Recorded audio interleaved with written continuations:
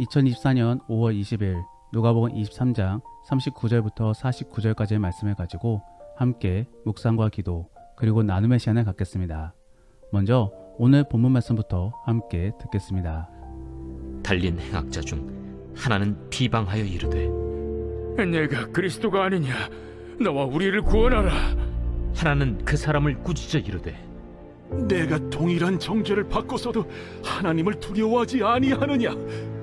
우리는 우리가 행한 일에 상당한 보응을 받는 것이니 이에 당연하거니와 이 사람이 행한 것은 옳지 않은 것이 없느니라. 하고 이르되 예수여, 당신의 나라에 임하실 때에 나를 기억하소서. 내가 진실로 네게 이르노니 오늘 네가 나와 함께 낙원에 있으리라. 때가 제6시쯤 되어 해가 빛을 잃고 온 땅에 어둠이 임하여 제9시까지 계속하며 성소의 휘장이 한가운데가 찢어지더라. 예수께서 큰 소리로 불러 이르시되 아버지, 내 영혼을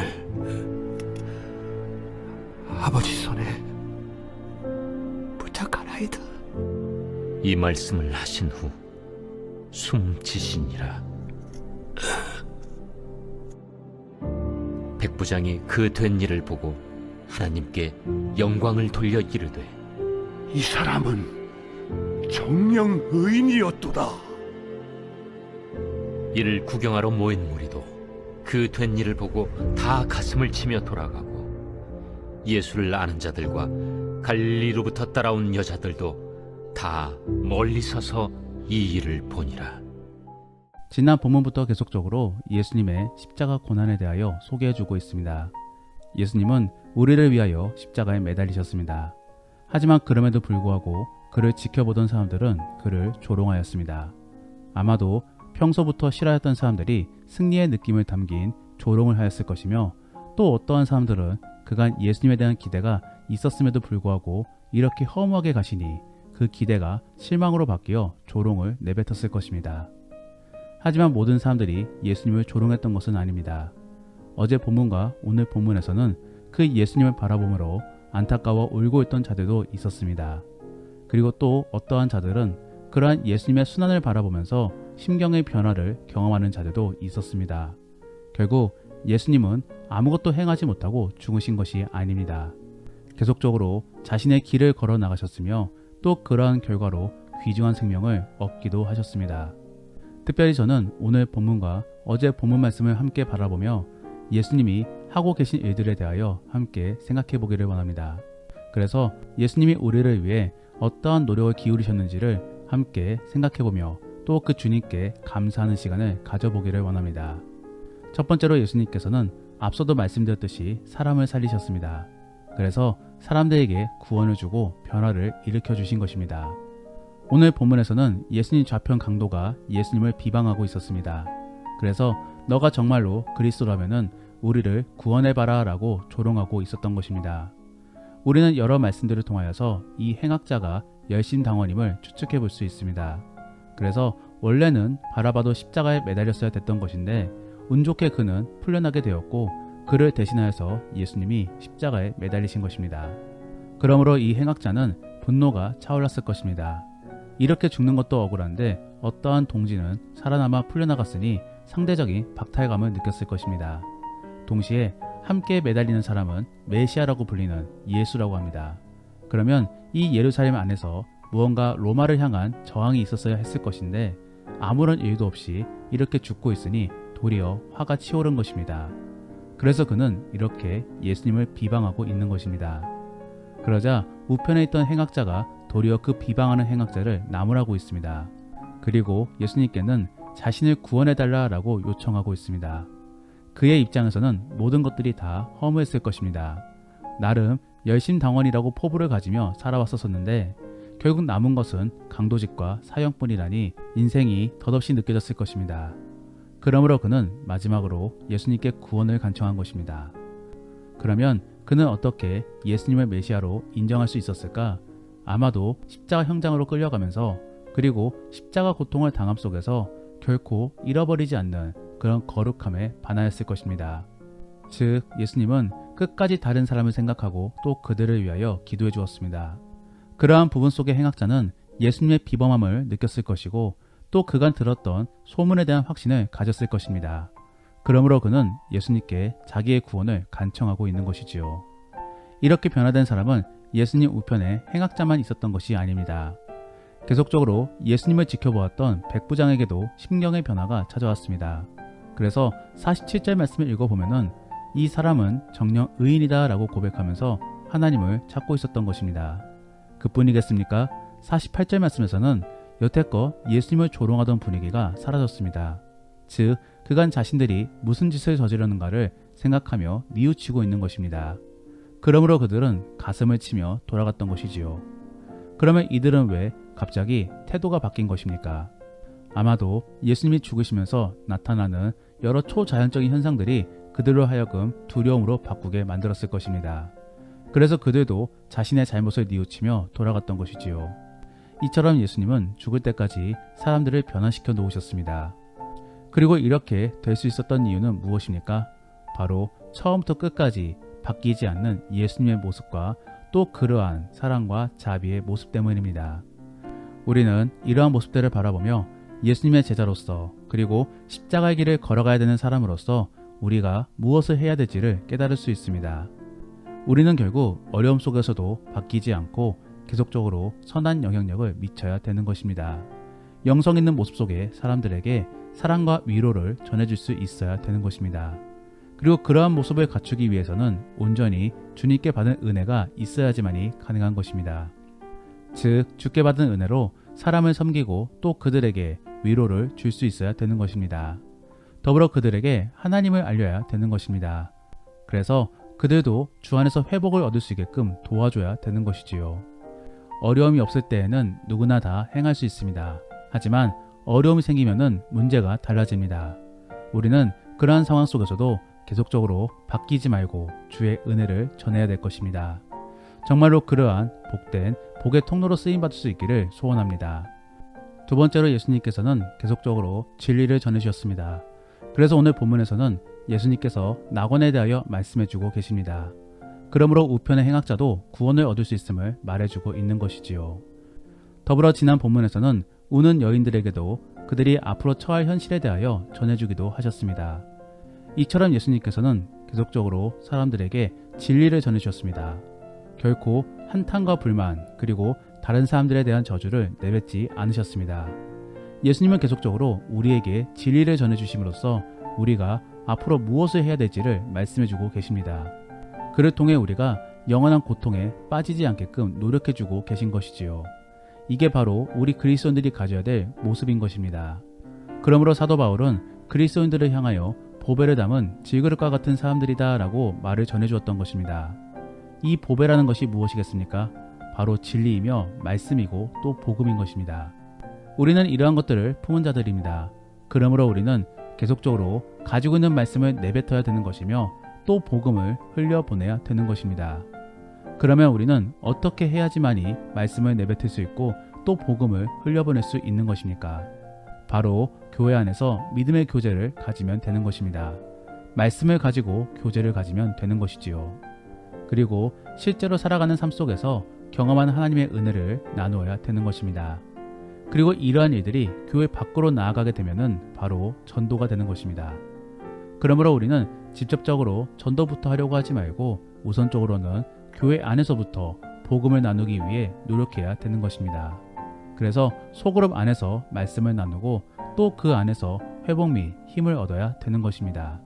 그리고 그러한 모습을 토대로 이제는 교회 밖에서까지도 나아가 말씀을 나누어야 되는 것입니다. 정말로 그러한 복된 그리스도인들이 될 수 있기를 원합니다. 그래서 예수님이 하신 일을 이제는 우리가 바통을 이어받아 계속적으로 감당할 수 있기를 원합니다. 정말로 그러한 복된 그리스도인들이 될 수 있기를 소원하오며 예수님의 이름으로 축복합니다. 마지막으로 예수님께서는 끝까지 하나님의 말씀에 순종하셨습니다. 그러므로 예수님께서는 죽기 직전에 하나님께 내 영혼을 아버지 손에 부탁하나이다 라고 전하고 있는 것입니다. 이 말씀은 요한복음 19장 30절 말씀에 다 이루었다라는 말씀과 일치되어지는 말씀인 것입니다. 즉 예수님께서는 하나님께서 맡기신 모든 사역을 다 이루셨습니다. 그러므로 이제는 하나님께 나머지 뒷일을 다 아버지께 맡깁니다 라고 말하고 안식을 취하신 것입니다. 예수님은 하나님 말씀에 따라 모든 것들을 다 순종하셨습니다. 그러므로 우리가 구원을 얻을 수 있었던 것이지요. 그러면 예수님의 순종과 우리의 구원은 어떠한 관계가 있는 것이냐? 구원 및 영원한 안식을 얻기 위해서는 온전한 순종이 필요합니다. 그런데 우리는 그러한 순종을 감당할 수가 없습니다. 그러므로 우리는 계속적으로 죄를 짓는 것이지요. 그렇기 때문에 우리는 우리를 대신하여 순종해 줄 사람이 필요합니다. 그분이 바로 우리의 신랑 되시는 예수님인 것입니다. 우리는 믿음으로 말미암아 예수님과 결혼만 한다면은 그 예수님이 대신해서 얻으신 구원을 우리도 얻고 누릴 수 있는 것입니다. 그러므로 단순히 십자가 사건 하나만으로 우리의 구원 문제가 해결되어지는 것은 아닌 것입니다. 물론 십자가 사건을 통하여 우리의 죄는 사해지고 또 우리는 대속되어질 수 있습니다. 그래서 하나님의 자녀가 된 것입니다. 하지만 이제는 거기서 더 나아가 온전한 순종을 이루어야 될 것인데 그것마저도 예수님께서는 대신해서 감당해 주신 것입니다. 그러므로 우리의 구원은 온전한 은혜인 것이지요. 우리의 공로가 하나도 없는 것입니다. 그러면 그러한 은혜를 입은 우리는 앞으로 어떻게 살아가야 되는 것입니까? 계속적으로 주께 순종하기 위하여 노력해야 될 것입니다. 그러한 부분들이 바로 거룩을 지키려고 노력하는 부분들인 것이며 또 성화라고 볼 수 있는 것입니다. 더불어 그러한 모습 속에서 우리는 많은 사람들에게 우리의 신랑 되시는 예수님을 자랑해야 될 것입니다. 그러한 모습이 바로 진정한 부부의 모습인 것이며 또 구원받은 자의 모습인 것입니다.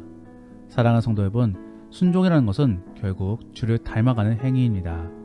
그러므로 우리는 오늘 하루를 살아감에 있어서 예수님이라면은 어떻게 행동하고 말했을까를 계속 상상해야 되는 것입니다. 그러한 고민 속에 예수님이 할 법한 행동과 말을 내뱉을 수 있는 그런 복된 그리스도인들이 될 수 있기를 원합니다. 말씀을 정리합니다. 오늘은 예수님의 말씀을 바라보며 예수님이 우리를 위하여 어떠한 사역들을 감당하셨는가를 함께 살펴보았습니다. 예수님은 우리를 위해 죽으시고 또 진리를 말씀해 주셨습니다. 더불어 그러한 순종적인 모습을 통해 우리를 대신해 구원을 얻게 해주셨습니다. 그렇게 예수님은 우리의 생명을 살리신 것입니다. 그러므로 우리는 주 안에서 구원을 얻고 또 영원한 안식을 누릴 수 있게 된 것입니다. 사랑하는 성도 여러분, 이러한 예수님의 공로가 인정되십니까? 그리고 또 감사가 되십니까? 그러면 이제는 그 주님께 감사하며 또 그 주님의 공로를 많은 사람들에게 전해주시기를 바랍니다. 그리고 그러한 거룩 및 예수님을 닮아가는 삶을 통하여 천국 백성의 삶을 준비할 수 있는 복된 그리스도인들이 될 수 있기를 원합니다. 기도하겠습니다.